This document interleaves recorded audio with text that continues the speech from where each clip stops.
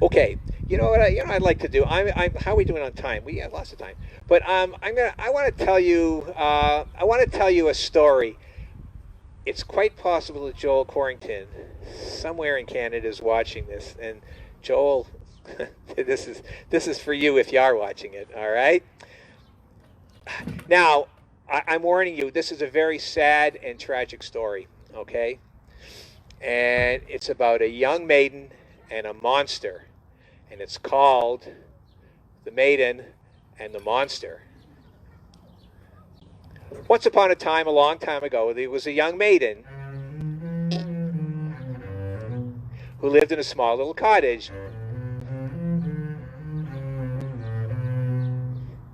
Next to the small little cottage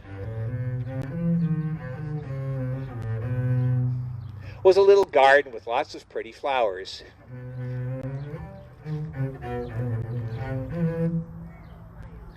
Now, down the road from the little cottage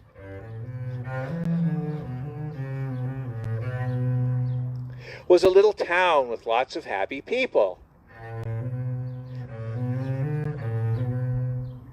And down the road from the little town was a dark, mysterious cave. In that dark, mysterious cave lived a big, ugly, hairy, mean old monster.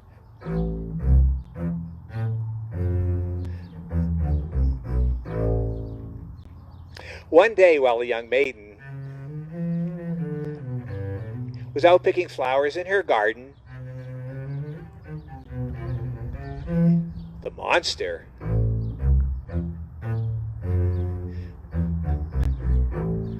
came out of his cave, and he went past the little town, and he came up to the little cottage.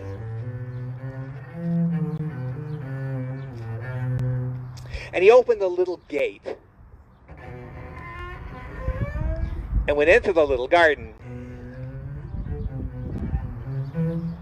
where he saw the young maiden bending over picking up flowers. Well, a monster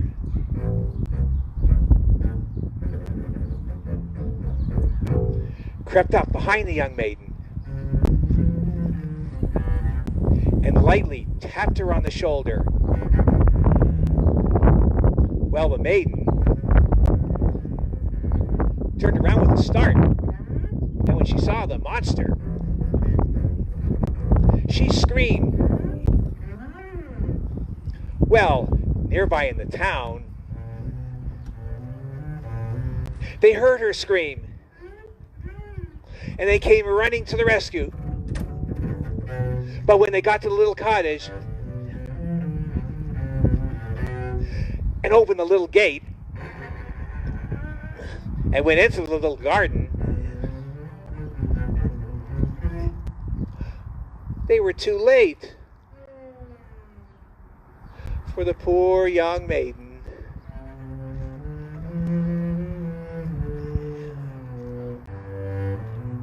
Had eaten the monster. That's the story of the maiden and the monster. I know. Wipe those tears away. Okay. A happy ending. Now, this is sort of, I advertise this quasi-educational. So I'm going to test you guys on your musical memories. Okay. I'm going to play a part of the story, and I want you to tell me what part of that's a big dog. Okay. I'm going to play part of the story. I want you to tell me what character, what part of the story this was. So how about this?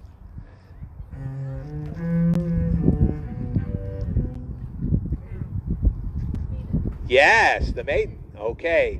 How about this?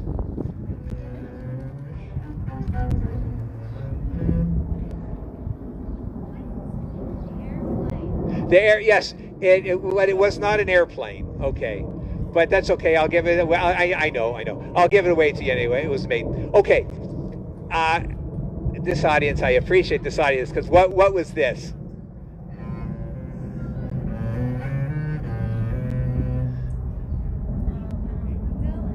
It was the village. And what's the piece?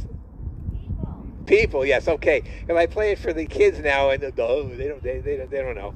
You know, it's why it's actually a lot of fun to play for adults. You know, I've played for a lot of little kids, and it's always really great fun to do this. And what I do is when I play at the schools for the elementary kids, I actually get. In fact, I did this at the high school too.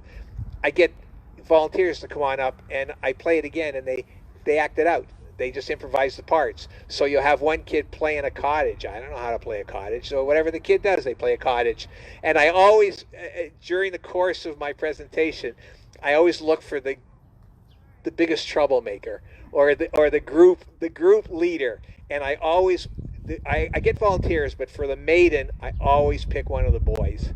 And it's really amazing. I've had especially with some of the young kids, I've had teachers say to me, I can't believe he did that.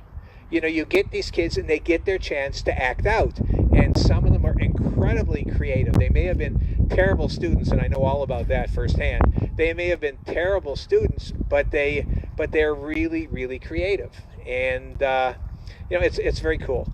Now I'm just trying to find my way around this thing here, because what I'd like to play is a couple of little pieces of music that I can't find here. Okay, sorry. I had this all. Oh, there we go. Okay. So what I'm going to play is these are like say three little Jewish pieces. All right. And they're really short, and they're kind of nice, and they're the kind of things that my particularly my Russian ancestors would have listened to. The first one is really short. It's called Az Driveby Elimelech. It's Rabbi Elimelech. The next one is called Israel and the Torah. It's a liturgical piece. And then the one that's special for me after is called Oifen Pripyatchik. And I'll explain that after. So here you go.